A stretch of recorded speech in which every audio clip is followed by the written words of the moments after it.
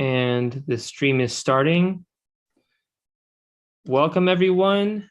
Happy Sunday. Today is Sunday, April 3rd, 2022. We are starting this stream about Bahá'u'lláh and the God of Avicenna. Now, this week's presenter is someone that we've had before, and we welcome you to view that presentation as well.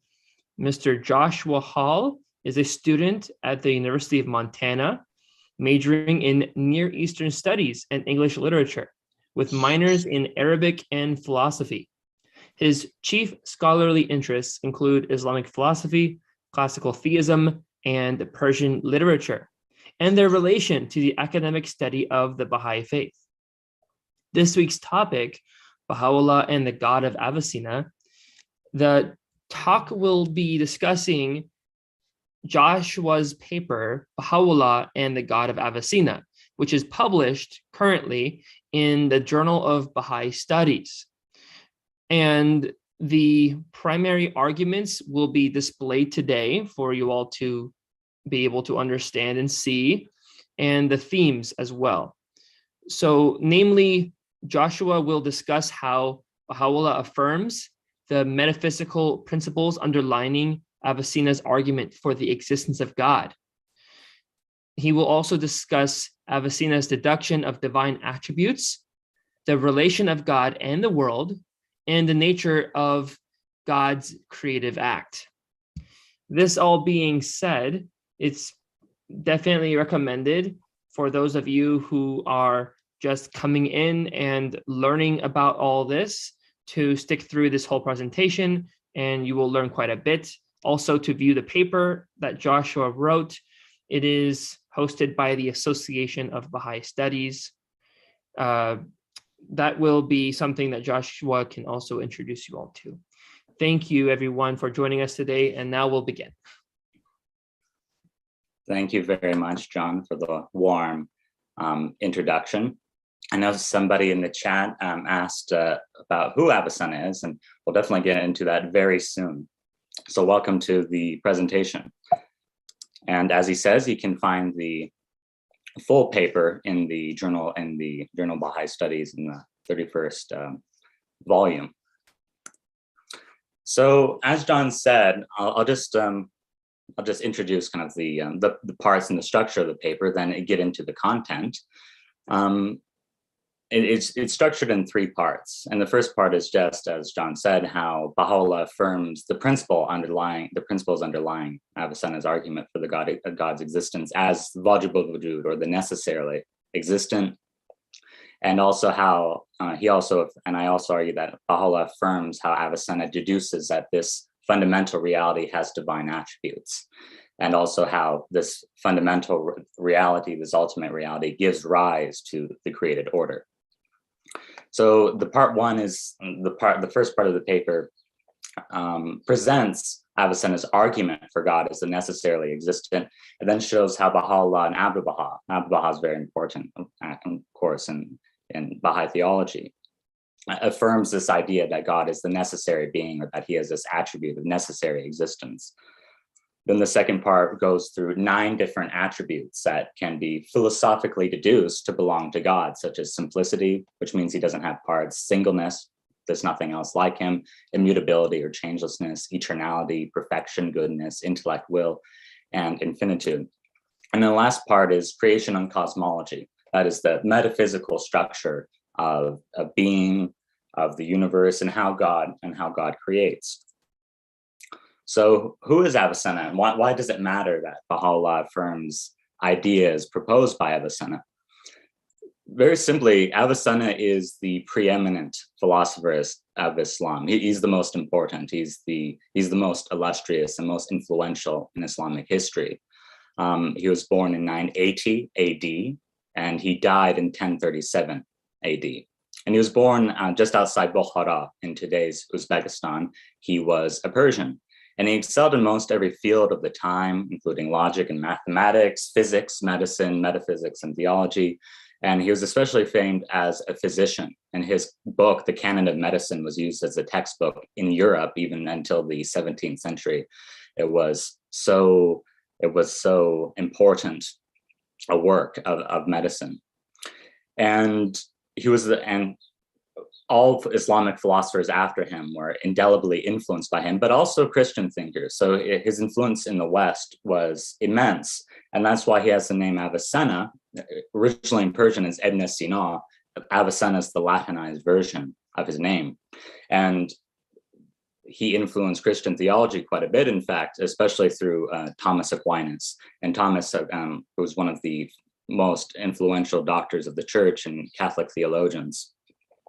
So a lot of arguments for God's existence after Avicenna are influenced directly or indirectly by him. And even these days, there are contingency arguments for God's existence put forward by contemporary philosophers that are extremely similar to Avicenna's argument for the existence of God, which he presents in a number of his philosophical compendia. And these are like encyclopedias covering all the topics of philosophy. And in my paper, I draw from 3. So 2 are in Arabic, ash-shifa, which means the healing, and an-najat, which means the salvation. And there's also a Persian one in his native language called the Danishnameh Ala'i, or just the Danishnameh, which means book of knowledge or encyclopedia. And so all these, and so in these works, he talks about physics and metaphysics and logic and ethics, but metaphysics is primarily the study of being and of causation and of attributes and of the first principles of being. And it's in these parts that he has his argument for God's existence and explains their principles. So what is the argument for God's existence? It's based on the distinction that Avicenna makes between what is necessary and what is contingent. That is, what is necessarily existent of itself and what is contingently existed in itself. So if something's contingent, it means it's contingent on something. It means that it's dependent, but also means that it's possible for it to be otherwise than it is. So if something's contingent, it doesn't have to be the way it is. And if it is a certain way, it's that way because of certain causes. So this is what Avicenna calls the mumkin al-wujud thing, something that is contingently existent or something that is contingent in its existence. And that just means it doesn't necessarily exist. It possibly exists and can cease to exist and so on.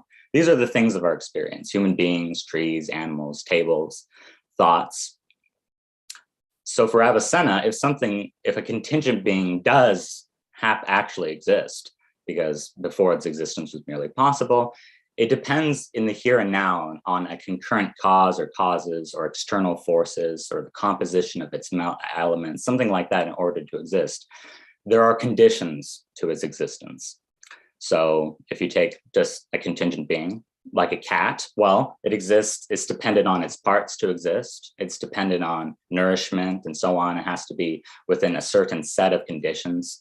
That's because it's contingent, it doesn't have to exist. Its existence is therefore dependent on things other than itself. So we know that there are contingent beings, that's not disputed.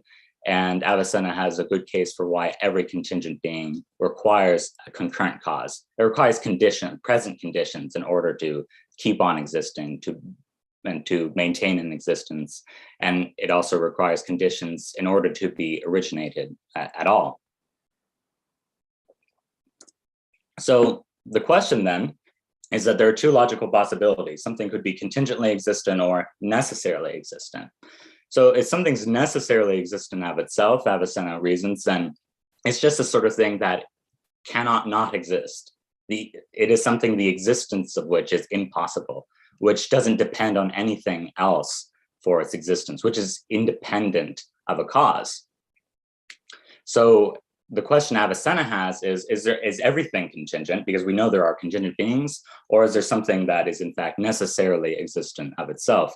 And these 2 are logically exclusive. You can't be both necessary and contingent. Either the existence of something's contingent and it doesn't have to exist, or it is not contingent and it does not have to exist. And that exhausts the logical possibilities or existent things. Something could also be impossible, but impossible things simply don't exist by their nature. I'm talking about logical impossibility here, like a 4-sided triangle. It's just something like that can't be realized in existence. But particular triangles could, but they don't have to, and they're dependent on their causes. So this is the fundamental analysis of being that Avicenna brings to bear. And the necessarily existent being, since it doesn't depend on anything else for its existence, would be an ultimate and absolute reality. And this is relevant theologically, because if God exists, and if you think of God as the creator of everything, God cannot have a cause or be dependent on anything. Otherwise, he would not be God. He would just be a creature. He would just be a created thing like anything else, even if he were particularly impressive in some way. A true ultimate reality has to be necessarily existent. It has to be ultimate or fundamental in this sort of way. So what's Avicenna's argument that there is this sort of thing? Well, we'll go through it slowly, because, and there are different ways to formulate the argument. And in my paper, I show how Avicenna has different formulations. In Ashefa, he has a particular way of saying it. In Anajat, he has a certain way of saying it.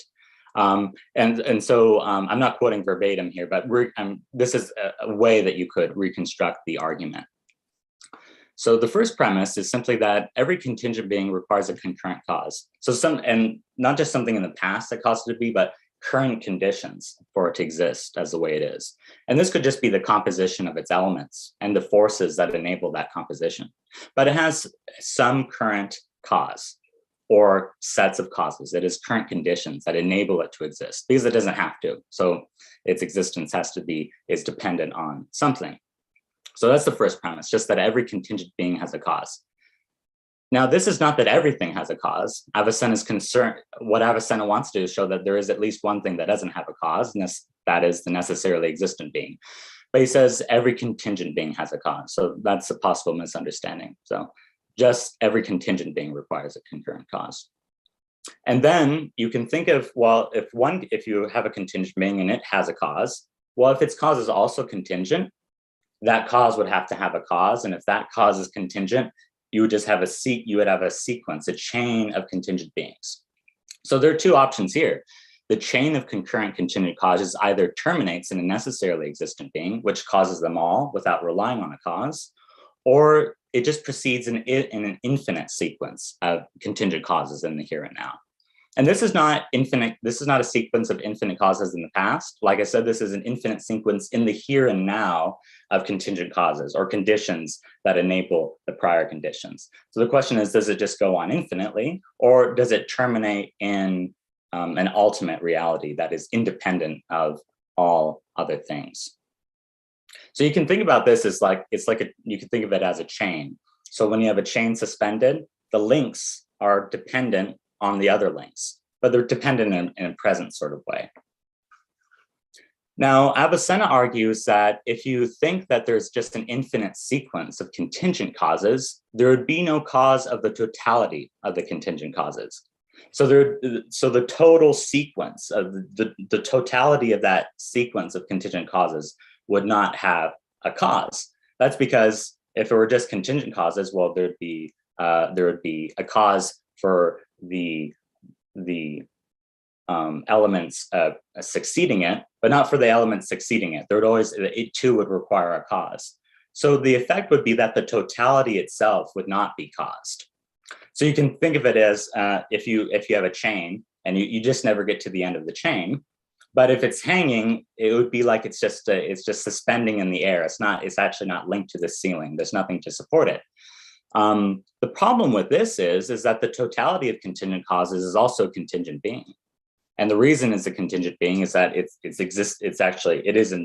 existent thing in the here and now. So it has a present existence, and it's composed of its members. So its existence relies on the composition of its elements. That is the sequence of contingent causes, and all those causes are dependent, and therefore the totality of contingent causes is also dependent or contingent. So the totality does require a cause. So there is a cause of the totality of concurrent contingent causes, since it's contingent and every contingent being requires a cause. So that means that it can't simply proceed in an infinite sequence of contingent causes.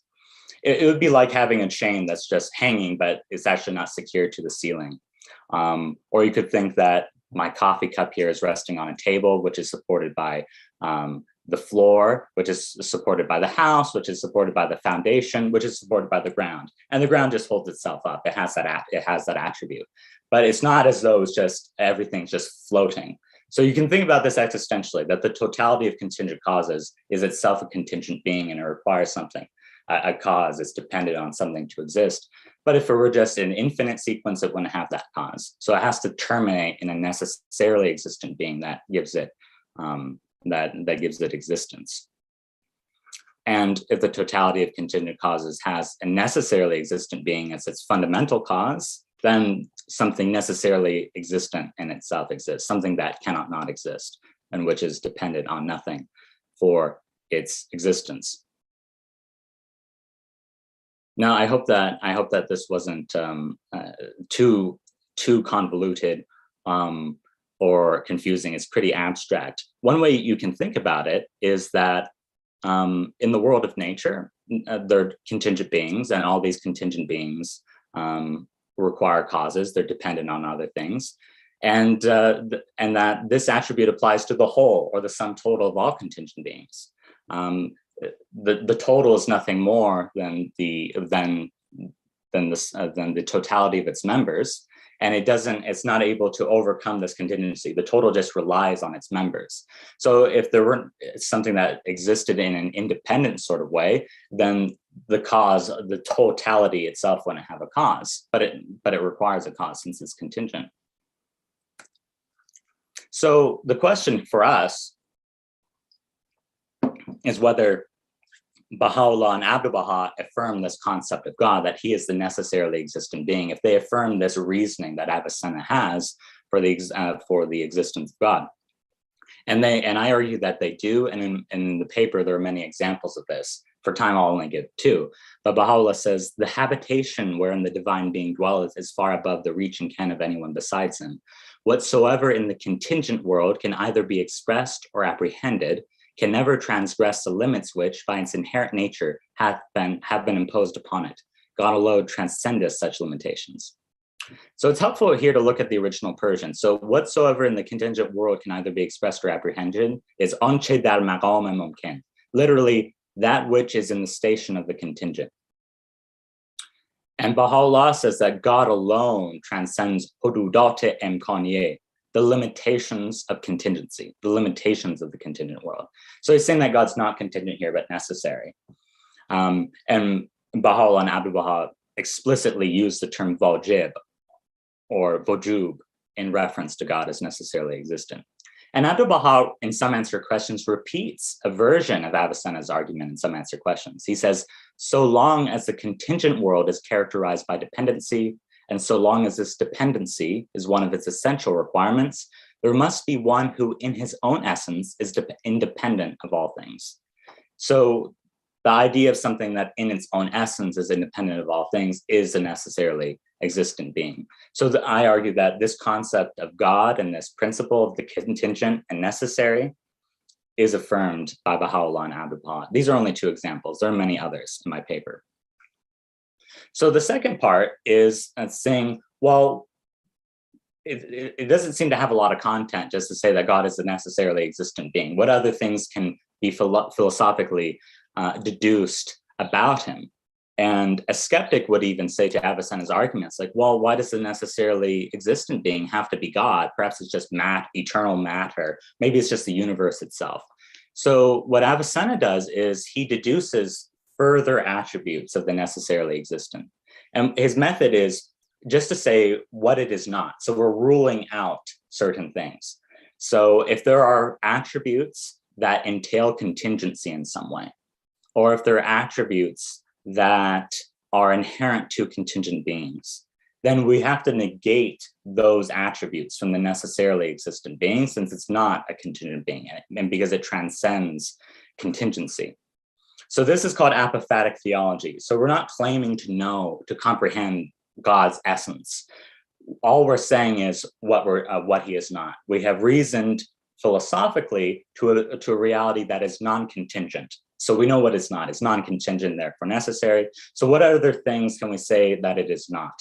And this is the method that Abdu'l-Bahá affirms. He says, such things as we affirm for creation to be among the requirements of origination, we deny in God. For to be sanctified and exalted above all imperfections is one of the characteristics of the necessary being. And Avicenna says, God has attributes whose meaning is negative, such that when we say that God is one, for example, we mean that his reality is such that he has no peer, or that he is not composed of parts. Similarly, when we say he is eternal, we mean that his existence has no beginning, but these two attributes, oneness and eternity, do not bring about any multiplicity in his essence. So here we're not ascribing multiple attributes to God. We're just exploring the various things that he is not. And this is important because the first thing that Avicenna deduces from God, and which I think is extremely important for understanding Baha'i theology, is the idea that God is simple. And this is a technical term. It just means not composed of parts. It means not being multiple in any sort of way internally. So this means that in God, in the necessarily existent, there's not any multiplicity or composition. So he's not composed of physical parts or discrete elements. He doesn't have truly separable properties. He doesn't have diverse attributes or various eternal aspects or even metaphysical parts. So he's not, for example, composed of an actuality and potentiality. There's not a part of him that's actual and a part of him that's potential. And there's not a part of him that's material, and there's not a part of him that's formal. So form and matter are ideas in Aristotelian philosophy that that Abdu'l-Bahá affirms in Some Answered Questions. And matter is just the passive substrate of things, and form is their nature of their functional organization.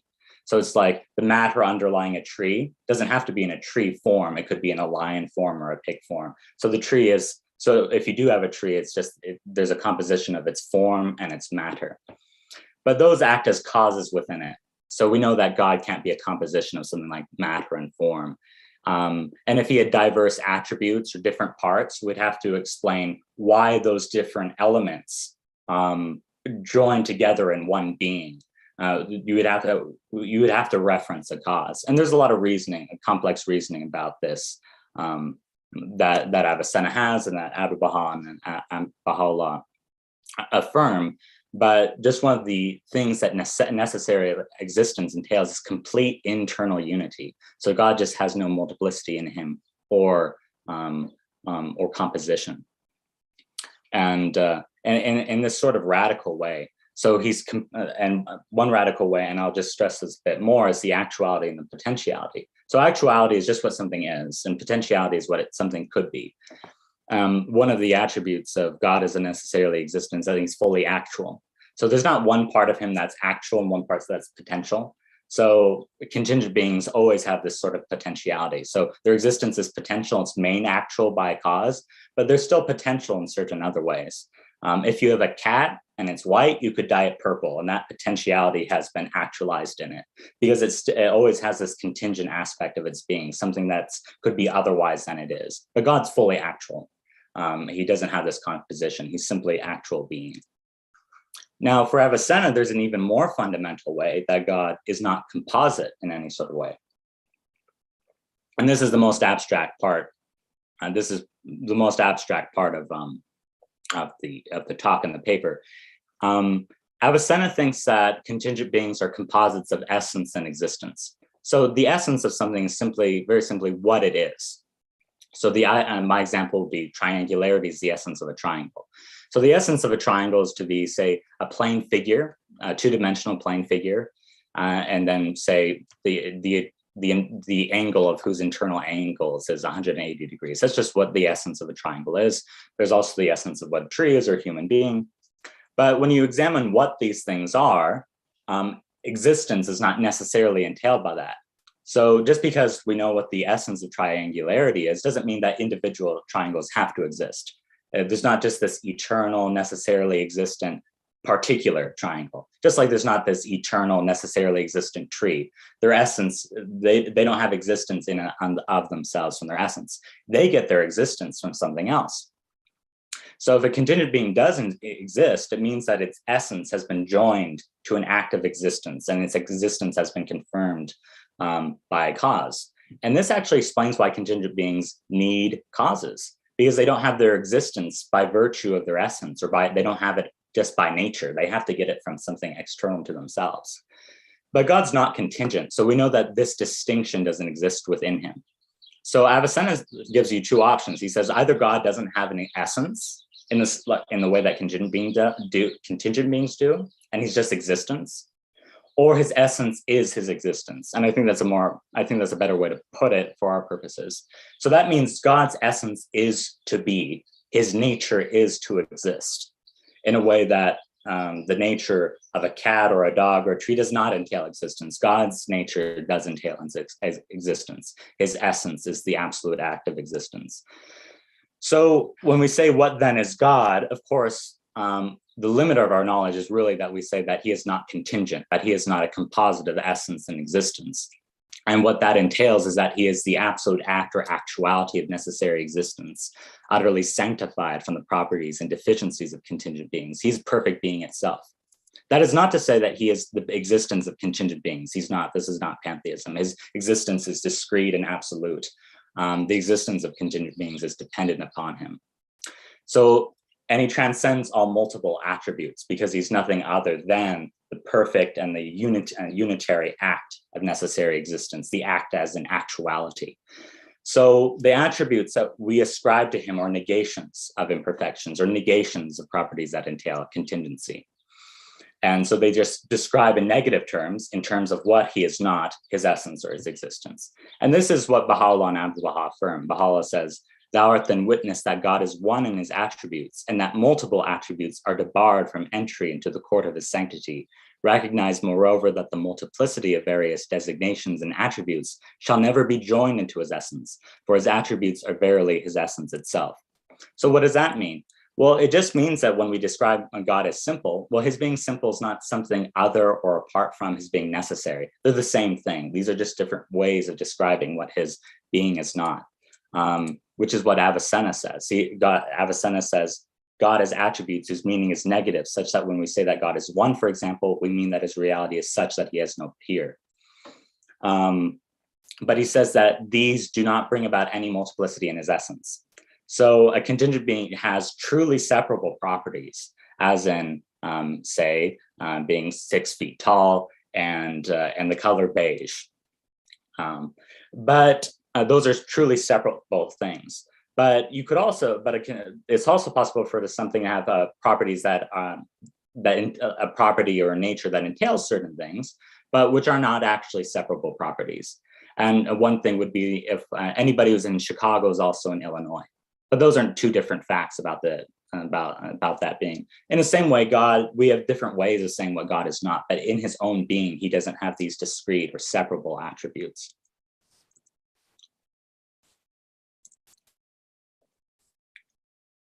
Oh, sorry.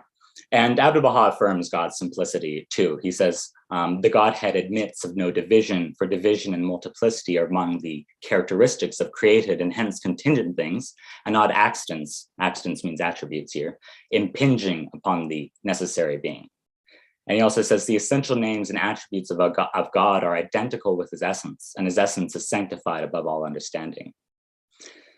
And I argue too that Baha'u'lláh affirms that God's essence is identical to his existence, like Avicenna says, because Baha'u'lláh ascribes to God Bahá'u'lláh, or essential permanence or essential existence. And we know from the Baha'i writings that, well, if God's existence is essential to him, it's an essential attribute. And as Abdu'l-Baha says, God's essential attributes are just different names, different designations for his essence. So that's the first attribute of God that we'll think about. So what then is God? He's simple, but he's simple in the sense that he is the most basic and fundamental reality. So he can't be composite in any way. There's nothing more fundamental on which he could rely. So another attribute is singleness. So one question one might have is there more than one God? Are there more than one necessarily existent beings? And Avicenna concludes no, because the necessarily existent beings only have the property of necessary existence. They don't have separable qualities or discrete properties of multiplicity in them. They're just the act or actuality of necessary existence. So, and they don't take on other properties. They don't have incidental properties.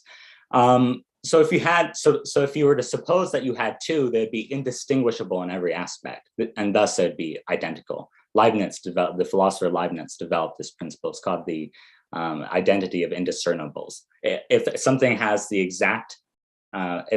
same attributes as something else, all the same attributes, then they're the same thing. That's not often in speech we have two very similar things that we call them identical, but they occupy different points in space. So that's a different attribute. So we know that there could not be more than one necessarily existent being. And that's Avicenna's philosophical justification of monotheism. And that affirms Bahá'u'llah's. And Bahá'u'lláh affirms this when he says that he is and hath from everlasting been one and alone, without peer or equal, eternal in the past, eternal in the future, detached from all things, ever abiding, unchangeable, and self-subsisting. Another attribute of God is immutability. And again, this is just saying that he does not change. This is a negative description. And we know he doesn't change because change is merely the actualization of a potential. So whenever something changes, there's something potential in that thing that has become actualized. The cup is on the right side of the table, it has that as a potential, and that potential is actualized by somebody placing it in a different position. Or water has the potential to become hot, it's placed over a burner and it boils. That potential is actualized. But we already established that God doesn't have various internal aspects. There's not a part of him that's actual or is potential. He's fully actual. Therefore, he has no potentials and he cannot change. And Abdu'l-Bahá affirms this. He says, for the essence of the Godhead, there is no ascent or descent, no entrance or egress. It is sanctified from time and place. It is ever in the apex of sanctity, for change and alteration are impossible for the reality of the Godhead. Change and alteration and motion from one condition to another are instants particular to contingent and originated phenomena. So God is simple, doesn't have parts. God's single, there's nothing else like him. And he's immutable, he doesn't change. He's also eternal.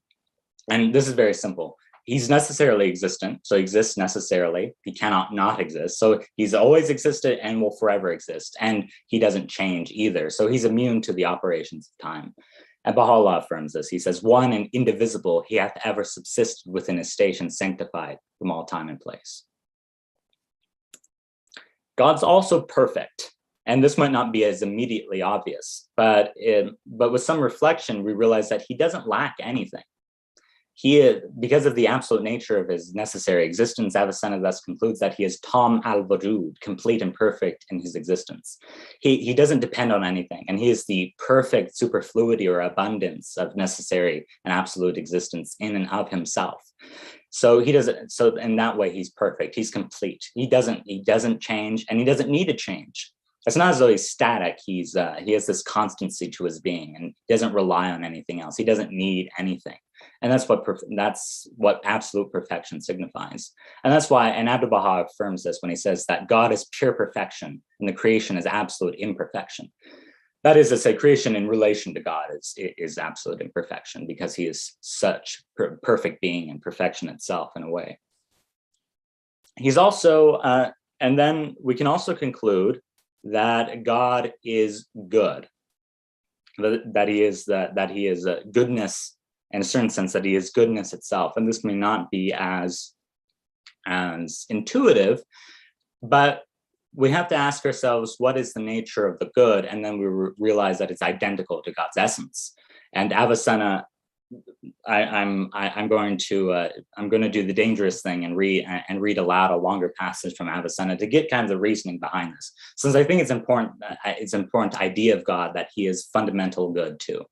So this is what Avicenna says: the necessarily existent in its essence is pure good. For the good in general is that which all things desire, and that which all things desire is being, or that perfection of being which accords with the manner of a thing's existence. So what does that mean? Well, the good of a thing is that it should flourish in accord with its own nature. So that the good of the acorn, say, is that it grow to an oak tree. The good of a dog is that it flourish and do its dog things. The good of a human being is that we attain to the flourishing of our own nature. And so, but what this boils down to is the desire for being, or the perfection of being. So he continues, nothing desires privation as such, but only insofar as the non-existence of a certain thing is conducive to being and the perfection of being. Privation means the absence of something. So he's saying that we don't desire pure absence or non-existence, but only insofar as that would be conducive to something. So we might desire the absence of excessive heat, but only because that absence would be conducive to something with real presence or being. So he continues, thus being in fact is what is sought. Being therefore is pure good and absolute perfection. To wit, the good in general is that which everything seeks within its own limit, and that by which its existence is made complete. So he says, evil, conversely, has no definite essence. It is rather the privation of a substance, or the privation of a substance's wholeness and integrity. Being, accordingly, is goodness, and the perfection of being is the goodness of being. So Avicenna here is saying that evil is just the absence of good, the absence of perfection. So he continues, and that being which is untouched by privation, neither the privation of substance nor that of something belonging to substance, but which is rather perpetually in actuality, that being is pure good. A contingent being in its essence is not pure good, because its essence, simply by virtue of itself, does not have existence. Its essence, therefore, is subject to privation, and that which is subject to privation in a certain sense is not clear in every aspect from evil and deficiency. Therefore, absolute good is nothing other than the necessarily existent in its essence. So evil is like something bad. So you could think about it, death or decomposition of a being. In human beings, a corruption or a privation in our will for the good could be the cause of immoral action. So the idea of evil here is that it's imperfection of some way, and that God, being clear of imperfections, is absolute good. And Abdu'l-Baha affirms this in some answered questions. He gives an account of evil merely as deficiency, as Adam, as privation. And he says evil consists merely in non-existence. And he continues it in perfection. So we know it just follows easily that that Abdu'l-Baha affirms Avicenna's position that God is pure good. So, and again, we're just saying what God's necessarily existence entails by saying what he is not. We know that because he's necessarily existent, that he is not imperfect like contingent beings are.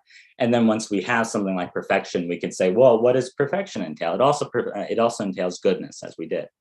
So there are less obvious attributes that we get through these ways, and that Avicenna has arguments for. The important point is that all the attributes Avicenna deduces God to have through logic and reason, Bahá'u'lláh and Abdu'l-Baha affirm, and they often affirm it by explicitly citing those same reasons, which you can find in the writings. Abdu'l-Baha talks about God who is somebody independent. It follows from that, for example, that he is also perfect, as he says, and so on. So one thing about God, though, is that he is in the nature of mind or intellect, and that he has will. And I say rather that it's not that he has a mind, but that that his necessary existence entails intellect or being a mind. The reason for this is that if the necessary existence, despite all these wonderful properties, were not something conscious, then it wouldn't be God. It wouldn't really be our concept of God. It'd still be an ultimate reality. But for us, God somehow has personality in a certain sense. But Avicenna actually deduces this. So remember from simplicity that God is not composed of matter. He's not composed of anything. He's simple. Well, that means that he's immaterial, since if something's not composed, it's not made up of matter in any way, that thing is immaterial. And we have two options with immaterial things. They could either be minds, intellects, pure intellects, or they could be abstract ideas. Now, an abstract idea would be like the idea of triangularity, the idea of 7 or 8. These are not material things. So you have individual material triangles, but they always have particular properties, like being equilateral, being red, being large. Triangularity doesn't have any of these particular qualities. It's just the abstract notion. But God can't be an abstract idea. He's not just a content of our minds. He's the cause of all contingent reality. So he has to be a mind. He's an intellect itself. His necessary being is intellective being. And for Avicenna, will or voluntary action just follows from something having an intellect. So for Avicenna, an act is voluntary if it is done knowingly or intelectively. So we know that the act or manner of God's existence is intellective. So because it's that of pure consciousness, and his act of existence is therefore voluntary in this sense. And so any effects of his voluntary existence are also voluntary. It's actually something he wills. And I'm not going to cite any examples in which Bahá'u'lláh or Abdu'l-Bahá affirm that God has intellect or will, since it's completely implicit. But whenever they say that he has knowledge or that he knows something, that implies that he's an intellect.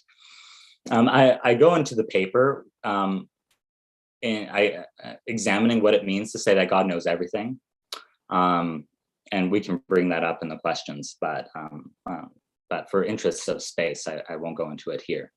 So the last attribute is infinitude. This means that God is not subject to limitations. To be subject to a limitation is characteristic of a contingent being. So, of course, what do we mean by limit? Well, we just mean that because he is himself perfect, inexhaustible existence, and because he's sanctified from the properties of contingent beings, he is infinite existence in itself and inexhaustible and perfect. So he can't suffer from the limitations of being and existence that contingent beings do. So contingent beings, by virtue of their essence, are not able to exist in this inexhaustible certain way. There are constraints on their manner of being. So, like a rose bush, say, has a certain operation of existence, has a certain form or manifestation of being, but it's curtailed by what it is. There are a lot of things it can't do. It can't think like a human being, and so on. Human beings have limitations. But God himself does not have this limitation of essence. He's not delimitated by a particular essence. He's just infinite existence in itself. And it's because of that he's able to cause the variety and multiplicity of contingent beings. And Abdu'l-Bahá affirms this idea of God's infinity. He says, now concerning the essence of divinity, in truth, it is on no account determined by anything apart from its own nature and can in no wise be comprehended.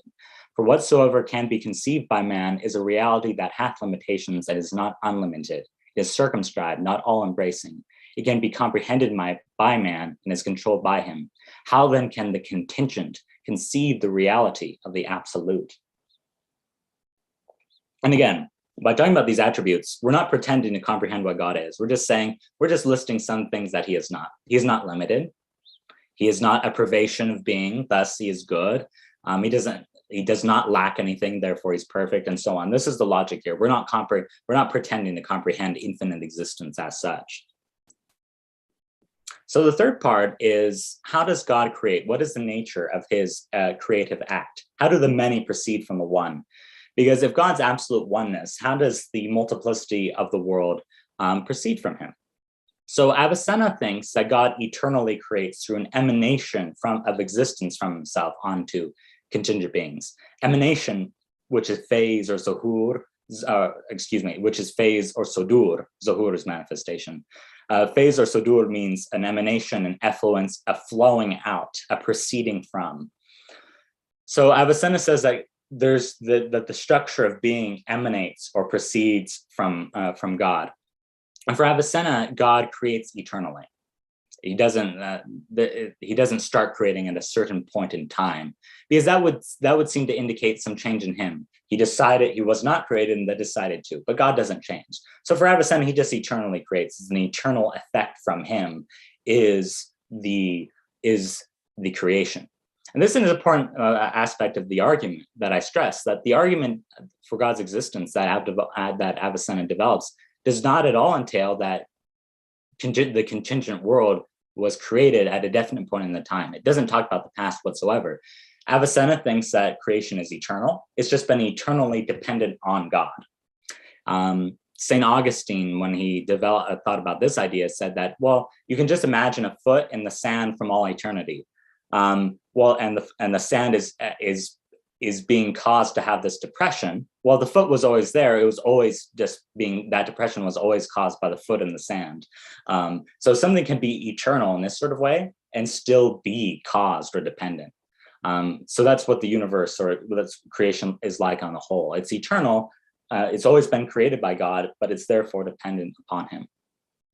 So another thing that Avicenna says is that God creates the rest of contingent reality through an intermediary cause. And that intermediary cause is the first thing to emanate from him. And he calls this akle aval, or the first intellect. And from that akle aval, that first intellect, there proceeds the rest of contingent being. So God creates the rest of existence through the instrumentality of the first intellect. So in Baha'i terms, Abdu'l-Baha confirms that the spiritual reality of the manifestation, their cosmic, their universal reality common to all the manifestations of God, which is called the most exalted word or the Holy Spirit or the primal will. He says this is identical to the first intellect talked about by philosophers like Avicenna. He says in some answer questions, it follows that all things have emanated from God. That is, it is through God that all things have been realized, and through him that the contingent world has come to exist. The first thing to emanate from God is that universal reality, which the ancient philosophers termed the first intellect, and which the people of Baha called the primal will. So this idea of the akle aval, the first intellect, being the first thing to eternally emanate from God is explicitly affirmed by Abdu'l-Baha.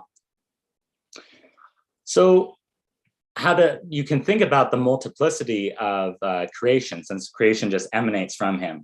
The most potent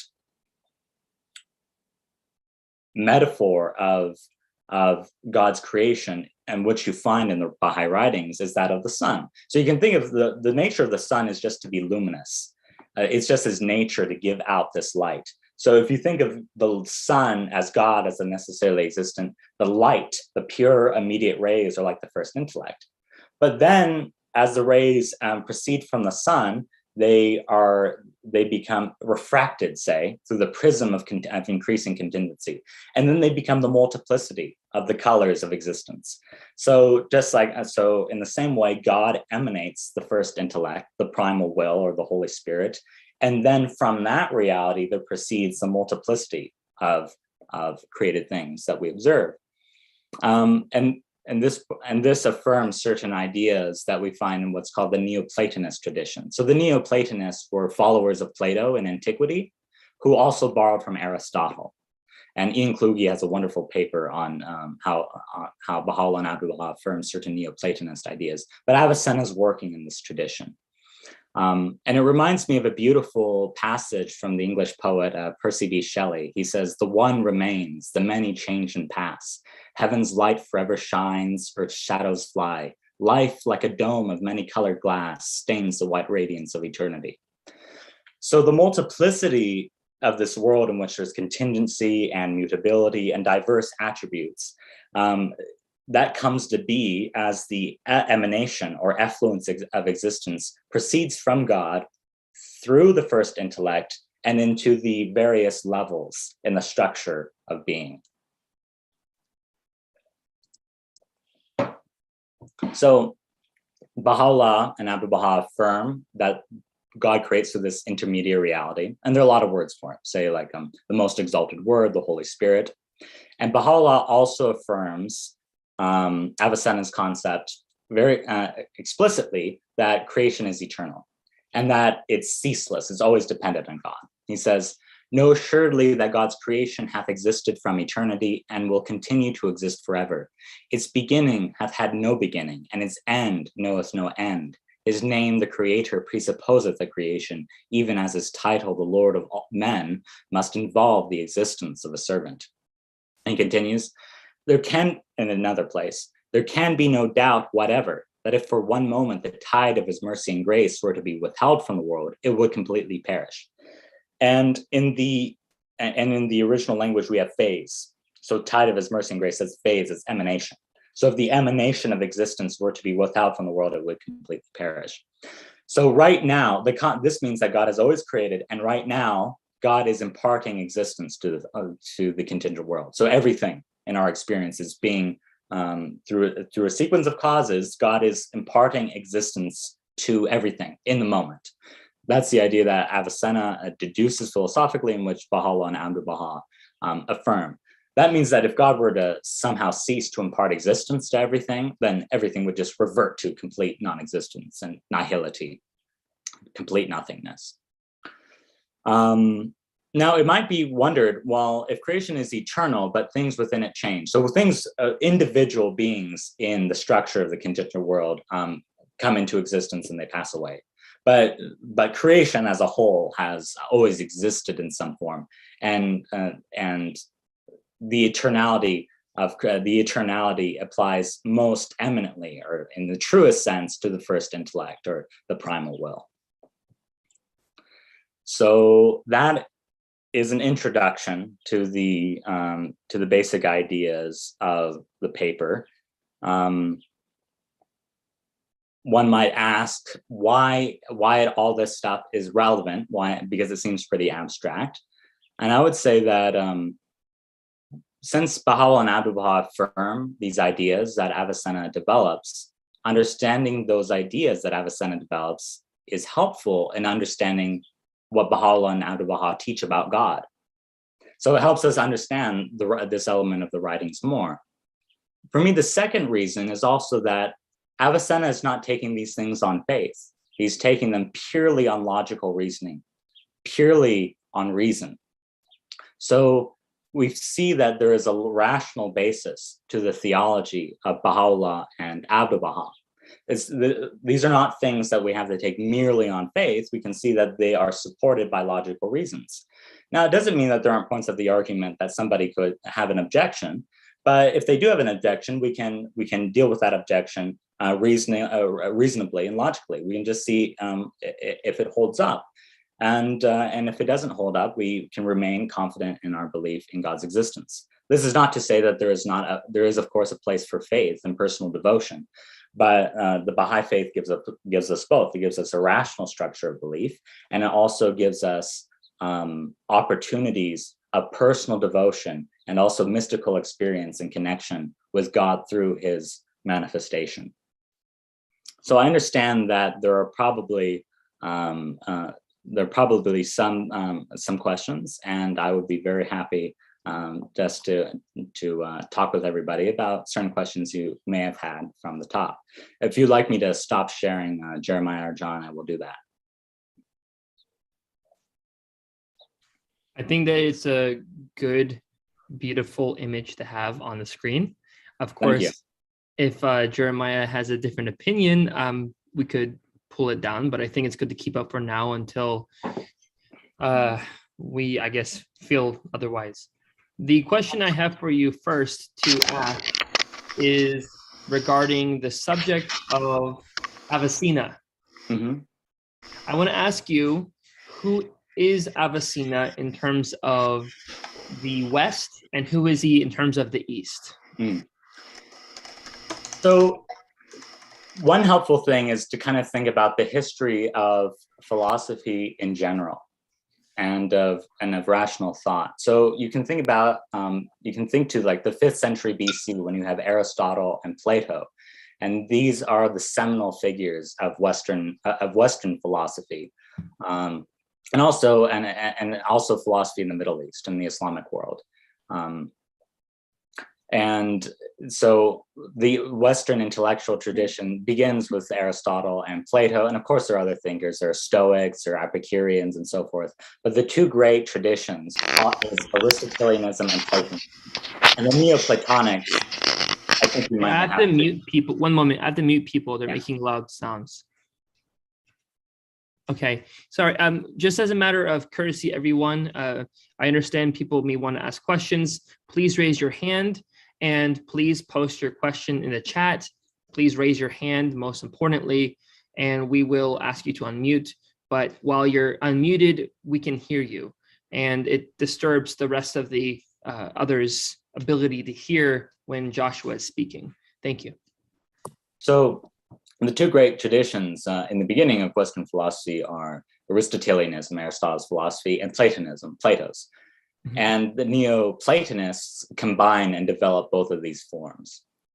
But after the collapse of the Roman Empire and the movement of the Western Roman Empire and the movement towards Byzantium in the East, there's gradually a loss of knowledge of Greek in the West. So Europeans and the approach of what's called the Dark Age although it wasn't really dark in many places of the world.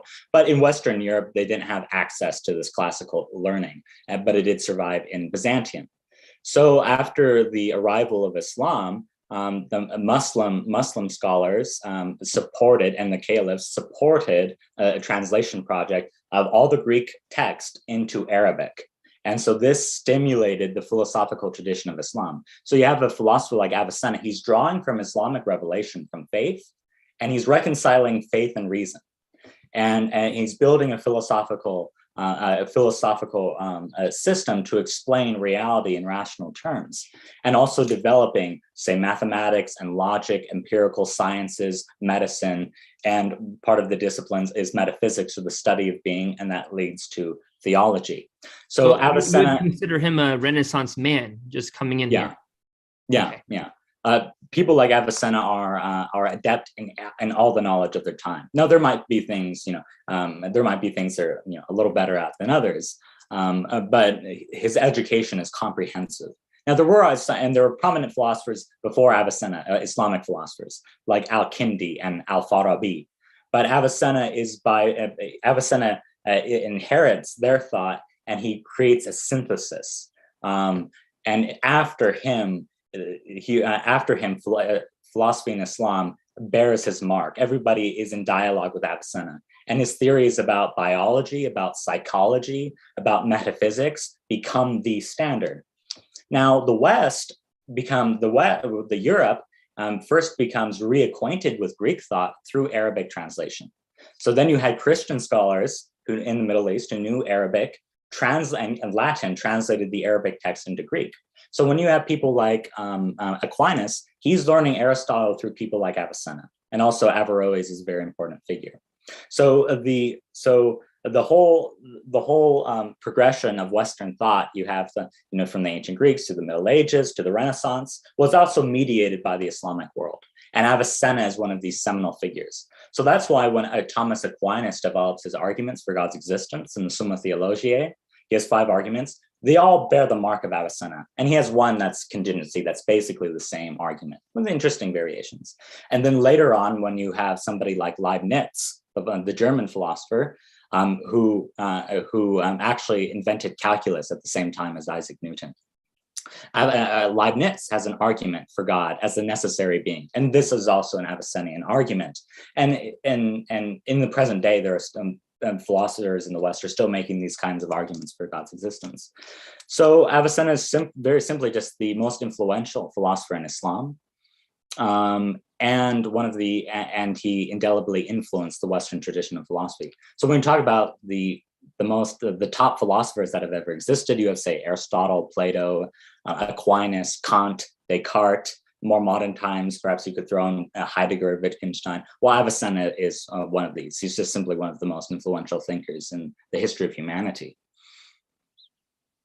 So to build on what we just were able to go over, substantiating who is Avicenna, now what he said about the existence of God, we understand that the topic of this discourse, where Bahá'u'lláh confirms a lot of the things that Avicenna said, Abdul Baha also explains on that basis, we understand that Bahá'u'lláh is not taking from Avicenna what Avicenna already said, but Bahá'u'lláh is merely confirming and establishing what is true in the Baha'i revelation. Could you elaborate a little bit on that, about how the relation is and where we stand in terms of the acceptance of what Avicenna has said? Yes. So as Baha'is, we believe that Baha'u'lláh is the manifestation of God. And that entails that his reality, that he has 2 aspects of his being, as Baha'u'lláh himself says. He's a human nature, and he has a divine or godly nature, because he's also that spiritual reality of the primal will or Holy Spirit, which infuses his human nature. So Baha'u'llah's nature of reality is innate to him. And that's why he's able to reveal things to God, about God to us. So that's why, in my opinion, Baha'u'lláh and Abdul Baha do not derive their ideas from Avicenna. It's not like Baha'u'lláh didn't know anything about God, then he read some Avicenna, and then he said, these are nice ideas, and I'll just combine this sort of thing. So that's not the argument I make at all. But I think that there are certain truths, and you can get to certain truths through reason, and you can get through certain truths through revelation. But ultimately, there is an agreement between reason and revelation. And that's why Abdu'l-Bahá talks about the harmony of faith and reason. So often this is the harmony of religion and science, but the term he uses for science is ilm, or knowledge. So it's actually a bit broader. It includes philosophy. But that means that, but the benefit of revelation is that we human beings are limited in what we can know through reason. And even when you're being reasonable, we disagree about all sorts of things. So the benefit is that revelation transcends what we ultimately are able to do reason by ourselves. But revelation affirms the place of reason. And so this is why I see that it is rational to believe in God's existence. And we know through reason that there is something that exists necessarily of itself. And Baha'u'lláh confirms this through revelation. But there are also things about God that we might not be able to know simply through rational means, and that Baha'u'lláh also reveals to us. So it's just that, there are many truths that we can get through a reason, and Baha'u'lláh affirms some of these truths in his revelation. And it helps to understand the rationality of the things that he reveals in his revelation. They're not arbitrary, and they're not, and not all of them transcend our understanding.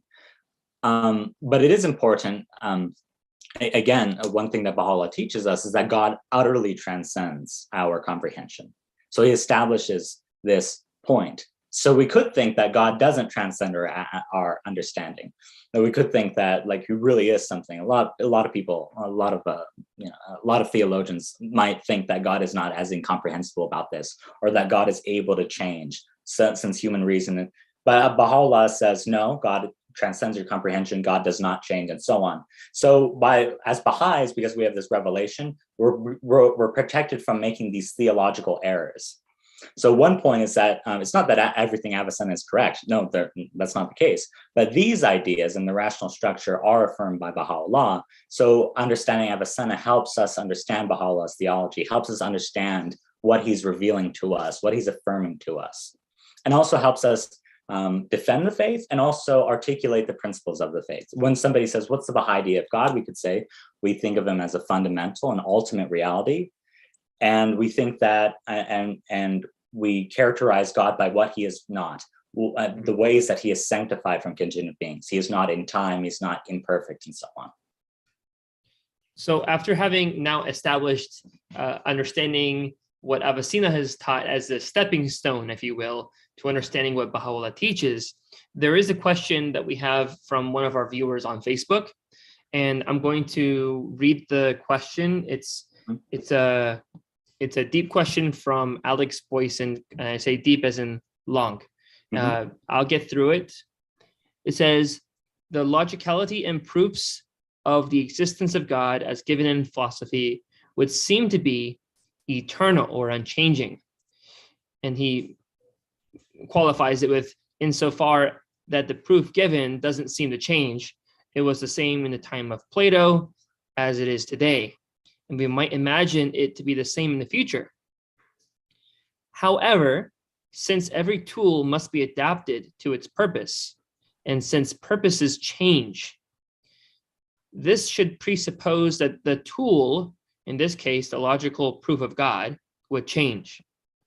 For we believe that philosophical and logical reasoning are created or contingent things, and thus subject to changing and not static. So he wants to know your thoughts on this, if it is correct by your estimation, what you think. So that's really interesting reflection. So one thing I would say is that these concepts that we are using in logic, of course, we can formulate different arguments for this. It's possible for human beings to make faulty logical reasons, logical arguments. But if we do get on something that's true, then that true thing, if that true thing happens to be God, will not be subject to change. So for example, if it's true that God exists and he's a necessarily existent being, that's a fact about reality. And that fact about God's existence is not subject to change. And it will forever remain a fact that the contingent world of our experience is dependent on God. So there might be various ways that we human beings can think about this and can reason towards the existence of God. But yes, those logical truths remain constant. Our comprehension of them might change, but the logical truths remain constant because they're grounded in the divine reality. They're grounded in the divine being. So to build on what you just said right now, just to piecewise understand what you just said, are you saying from this first part, are you saying that we're establishing that something is true and we're gaining an understanding of that truth over time? You can have a more refined existence of what it means for God to be necessarily existent. And the reason is, of course, he's ultimately above our understanding. So our progression and our knowledge of God proceeds infinitely because we can never encompass him. But the truth, if he exists, and if he exists as a necessarily existent, that truth never changes. So correct reasoning towards that truth will always remain valid. It's not like today he's right, like the proof won't change. But we can have a fuller and more complete understanding over time. But just because our understanding in the future is more complete, say, than it was in the past, doesn't mean that our understanding in the past was incorrect or was not a reflection of that fundamental truth. Another thing that you can think about is that what does it mean for something to be true? If something true, it means that it exists, it is a fact. God as the ultimate being, as the ultimate existence, is also fundamental truth and reality. So that's why he is the real. And that could be another thing, though, another way you can describe him. And that's why in the Baha'i writings, Baha'u'lláh calls him Haq, which the Sufis also did, the real, the true. So he's the most truth. He's the most true of all true things. So yeah, there might be change or progression of humanity's ability to understand the fundamental truth that is God's existence, but reasoning leading up to that truth remains eternally valid. That's part of philosophical reasoning. So we're not making a conclusion about, say, the nature of rabbits. I could make a statement about rabbits, and perhaps in the future just rabbits change, so it's just not true anymore. But statements about God, if they're correct, they remain eternally valid in this sort of way. And it's predicated by the understanding God is changeless. Yes. So I hope, Alex, this was something that was the adequate reflection here to help bolster your own understanding and continuous reflection on this very deep subject. So thank you, Alex, for that question. Now, I know those of you in the audience here on Zoom, I don't see a hand raised, but we would love if you raise your hand, or if you want to ask your question now, we can have multiple people. We have about 20 minutes left total for questions that we can ask. I did notice, John, somebody did ask about the Sufis, and asked about, said his take on them. And I don't quite know if that could mean my take or Avicenna's take. Avicenna's take is probably more interesting. And this is probably Avicenna's, yes. So now, as just like the background would be, there are certain Sufi ideas that are affirmed in the writings, not all of them. And Sufism is the mystical dimension of Islam and has quite a bit of diversity in itself. And there are some Sufis who, or generally Sufis, have a preference toward immediate mystical experience of God. They call this experience zauq, it is the tasting. It's like this deep experience. So for them, this mystical experience of God, sensing the immediacy of his divine presence, is superior to reasoning about God logically.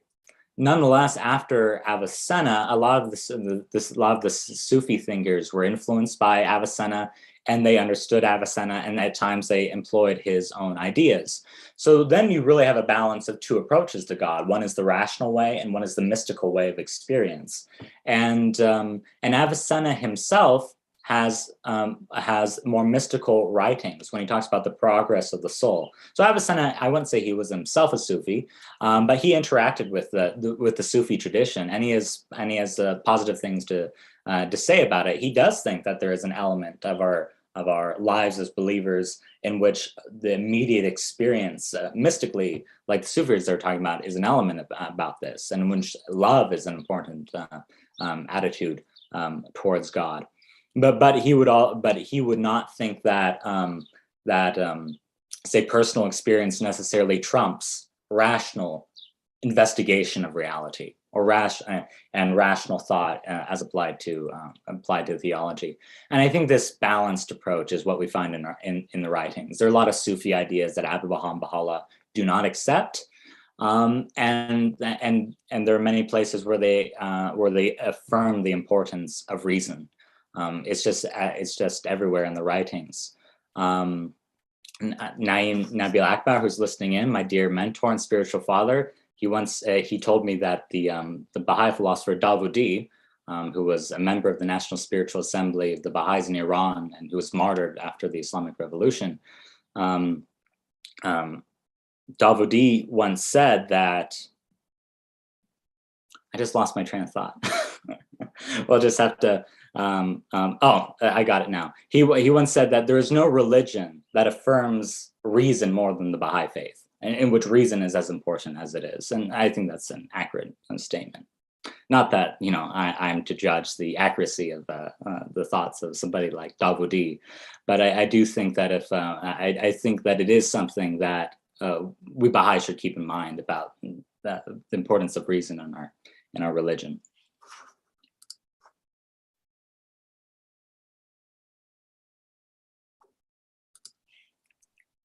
Well, I'm very grateful that we were able to discuss that.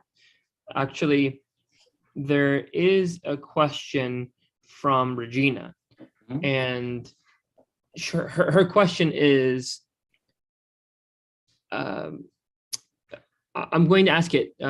Here she wrote, I'm going to just ask it. She says, thank you for explaining a way that Jesus, as presented to me in my missionary Baptist church, was God. Years ago, some friends were discussing the concept of to be. Would you talk about the concept more? So Avicenna has a lot of thoughts on this. So Avicenna treats existence as a kind of fundamental concept. So he thinks that he talks about it, he says it's one of those ideas that are impressed in the soul in a primary way. So that means that our mind, we have certain concepts in our mind, but some concepts are more fundamental than others. So some of these concepts are necessary and contingent, or a possibility. But one of these fundamental ideas is existence, or being, to be. And anything that exists, and the problem is whenever anybody describes existence, it's a bit circular. So to be means to exist means to be. But we all have this innate comprehension of the concept. So to be means to have reality, to be real. For a contingent being, it means to be instantiated, in reality, even though this is not a necessary fact of its nature. And existence in God entails his being the absolute and independent reality. It means his being real, not on the condition of anything else. But again, we are gesturing, we are alluding with words to a concept that words imperfectly describe. The reason that existence is difficult to describe is that we describe other things with reference to existence. So if there's nothing, existence is fundamental, so it's hard to describe it in secondary terms, since the secondary terms imply existence. So if you were to explain what existence means in reference to other things, well, those things have to exist in some way to have explanatory power. And we're really just assuming existence. So this is why existence is one of these fundamental concepts in our mind that we have, and that we grasp intuitively. With respect to Christianity, thinkers like Aquinas in Christian theology affirm that God's essence is identical to his existence, that the nature of God just is to be. So this is an important part of Thomism, the tradition of Thomism in Catholicism. Some Protestant Christians accept this strong form of what they call divine simplicity, but not all of them. There are thinkers in Christianity who don't think that God is simple or without parts in this more extreme sense of essence and existence. But it is something affirmed in Baha'i theology.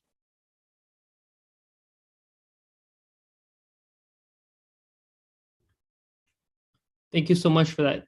And as it relates to some of the questions that we spoke about before this presentation, I would like to ask you about the subject of religion and science. And as you correctly put it, knowledge, ilm. Mm-hmm. If you could elaborate a little bit, the subject of science and religion, it seems to be, at least to me, one of these verities of religion, that there's a harmony, yet our society, and popularly understood to be so, our society commonly understands it not to be in harmony.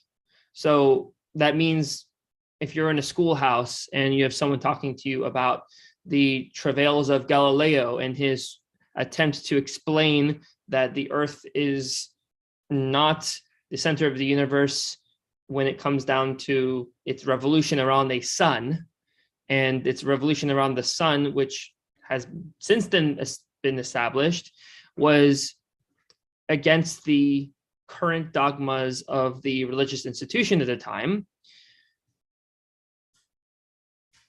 We have this completely conflicting understanding that religion and science should always be in harmony, and that there is, as a matter of truth, this harmony between science and religion, versus the idea that they are independent schools of thought and that they each have their own conflicting dogmas.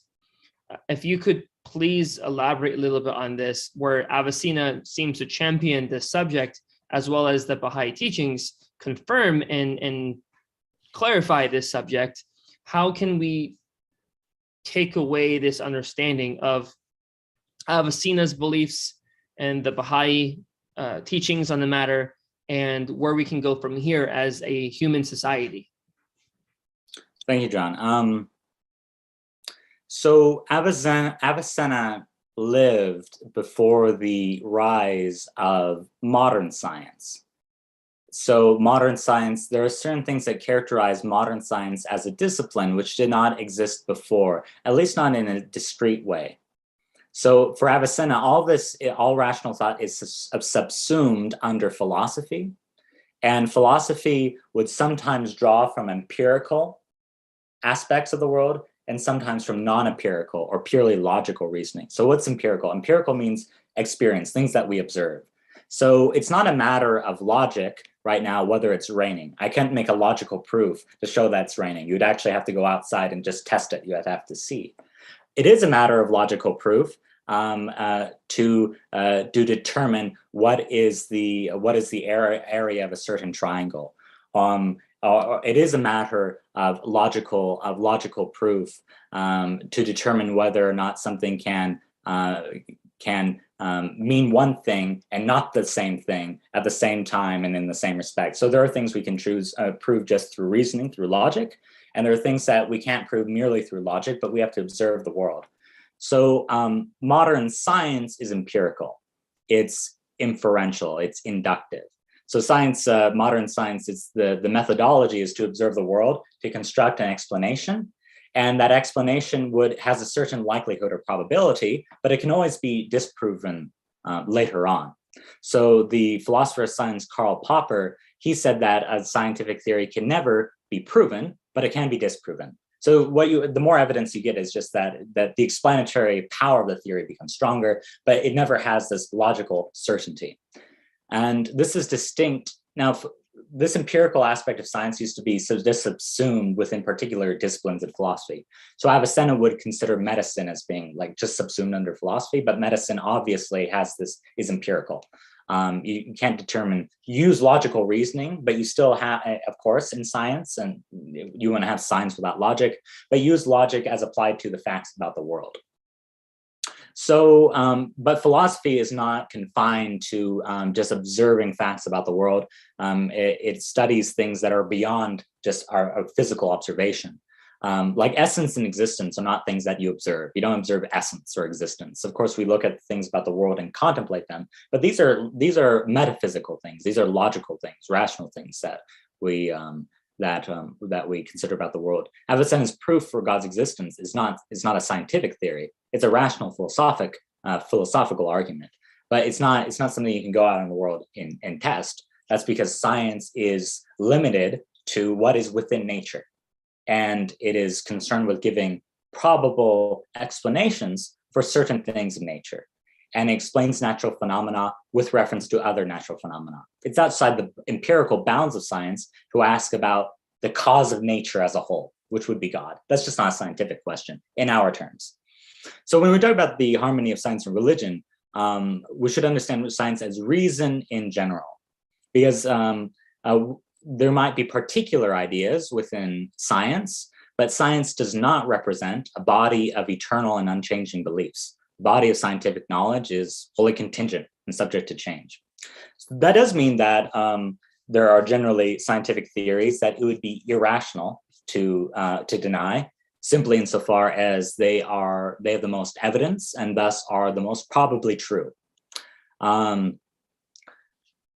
So I think as with Baha'is, we should have a profound respect for science, and we should not believe things without evidence. And so I think that we need to balance kind of scientific thought and what's revealed in the revelation. And I really don't see anything in the Baha'i revelation which is contradictory to science. We make claims that could not be affirmed by science. For example, that Baha'u'lláh is the manifestation of God. That's not a scientific claim. There's no way to empirically test that. But it's just not a scientific claim. So we would say that not everything that can be known through science, but there are things about the world that can be understood through a scientific methodology. And we, as far as we can, we will affirm things about the physical reality that are discovered in science. And that's a wonderful thing, because we see creation as being God's handiwork and as reflecting something of his glory. So scientific knowledge, it helps us understand him better.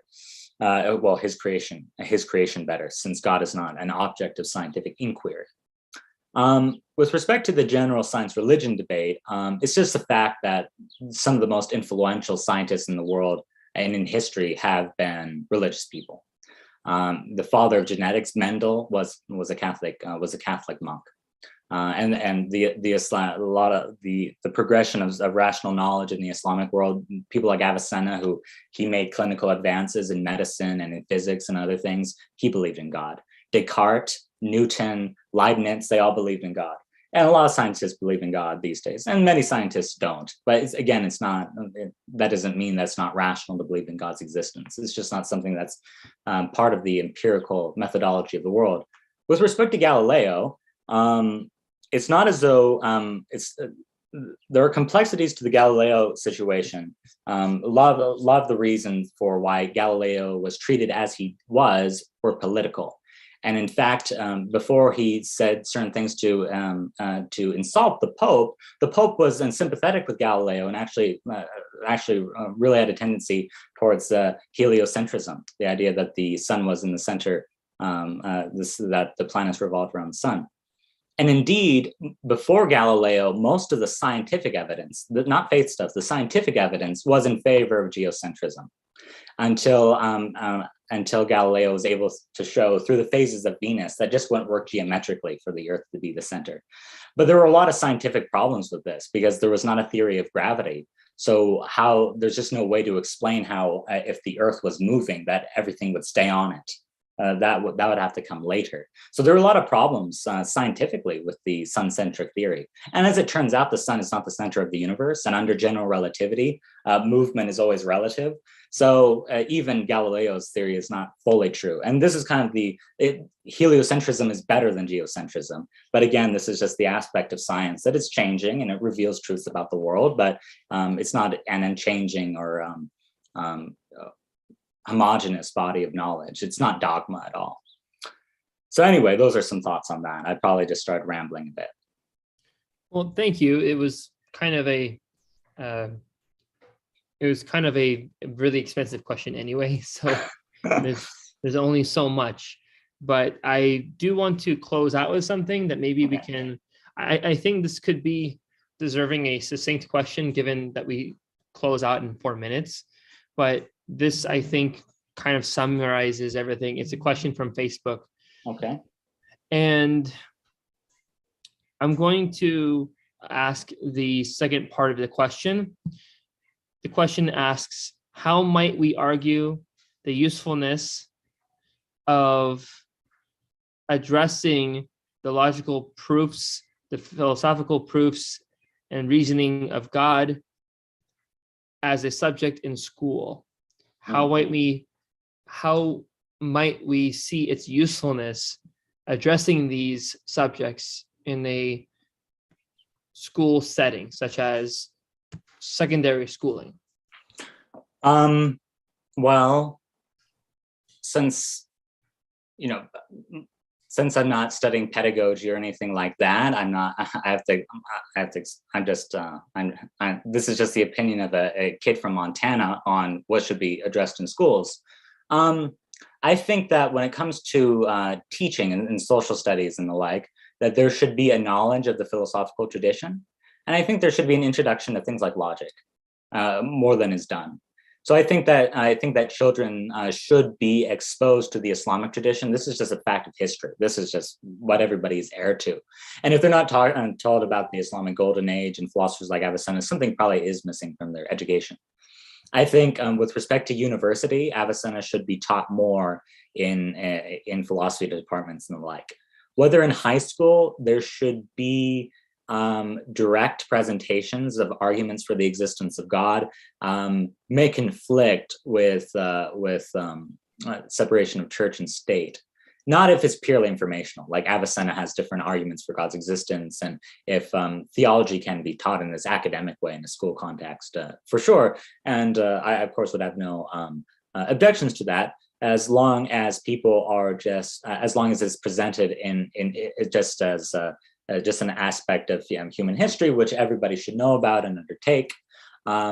At university, I presented on Avicenna and presented the proof as something that's relevant to history. So I think it's I think it is positive to have it Avicenna addressed in some way in secondary education within the context of history and the like. In that way, it would remain uncontroversial, and it would respect the multiplicity of beliefs in public schools. I appreciate it. I think that this really rounds out our night, our day. I appreciate, most importantly, Joshua, your writing the paper, which everyone here that is with us today, they can see that it's published with the Association for Baha'i Studies in the Journal of Bahá'í Studies. You're more than welcome to peruse its contents. But more importantly, Joshua, thank you for going through the philosophical arguments, the logical proofs that you've really been able to understand that Avicenna has presented, and link them with the Baha'i revelation and the teachings of Bahá'u'lláh. We really appreciate that. And first and foremost, all of you who are watching with us today, we definitely recommend that this be a start to your journey in understanding all of this, because though I believe it was very well presented today, you need to be able to understand and go through this for yourself and see these things with your own eyes. So we definitely recommend that you go through all the beautiful writings and literature that there is on the subject. This is presented by the Baha'is of Clearwater, clearwaterbaha'is.org. You're welcome to view the other video that Joshua has made a presentation on with us. We welcome you to see all the other wonderful scholars and people who just care about the subject that they came to present. We hope that all of you have a wonderful Sunday, and we look forward to seeing you next week. Thank you, Joshua, again, for spending this time with us and delving into this very, very expansive and deep subject. Thank you. I appreciate the opportunity to talk about this. And I'll just say that if anybody has any questions, they are free to contact me. And if they find anything questionable in the paper, if they don't agree with, they can also talk about it with me. So thank you.